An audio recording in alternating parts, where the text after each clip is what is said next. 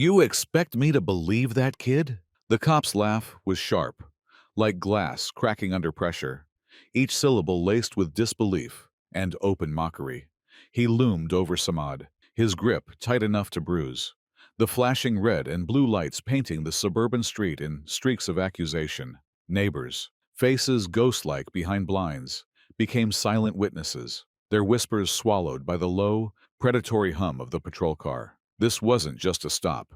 It was a spectacle. Samad stood his ground, chin lifted, voice surprisingly steady despite the tremor in his wrist. My dad's in the special forces. He's going to be here any second.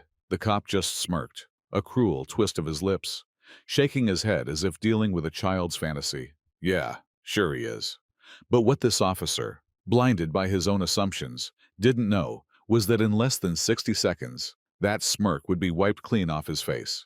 His grip would loosen, and the man stepping out of the shadows would make him regret every single condescending word. Samad knew this routine.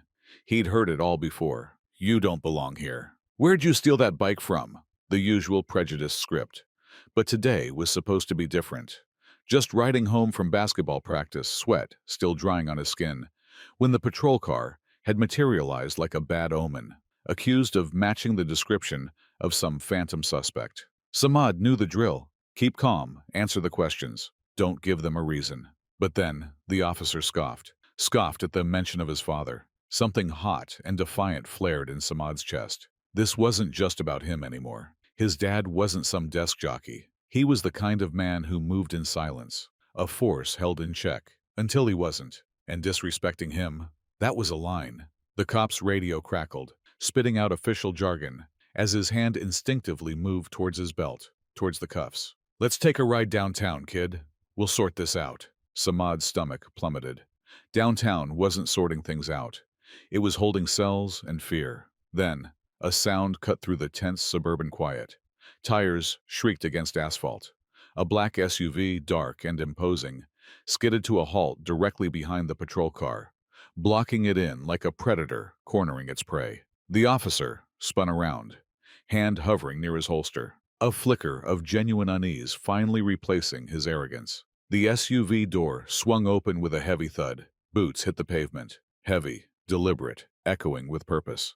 A figure emerged, filling the doorway, then stepping fully into the streetlights, towering, posture rigid, every line of his body radiating controlled power. His eyes, dark and intense, locked onto the scene, taking in everything in a single, sweeping glance. Samad exhaled, a rush of relief so profound it almost buckled his knees. Dad, the cop hesitated, the bravado faltering. Sir, this is police business. The man didn't even glance at the partner who just stepped out of the patrol car, his laser-sharp focus on the officer still gripping Samad's wrist. Your business, he said, his voice low, controlled, but carrying the weight of a storm brewing, is harassing my son.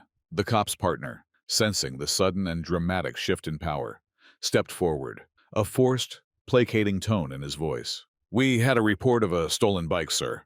Kid fits the description. Samad's father didn't even blink, his gaze unwavering. Description? He reached inside his jacket, a smooth, practiced movement, and pulled out a military ID, holding it up, the insignia glinting in the flashing lights. You want to run mine too, officer? The first cop's face paled, the color draining away as he registered the details on the ID.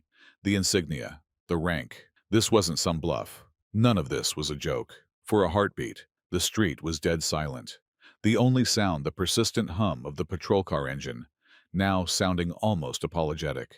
Then, the officer swallowed hard.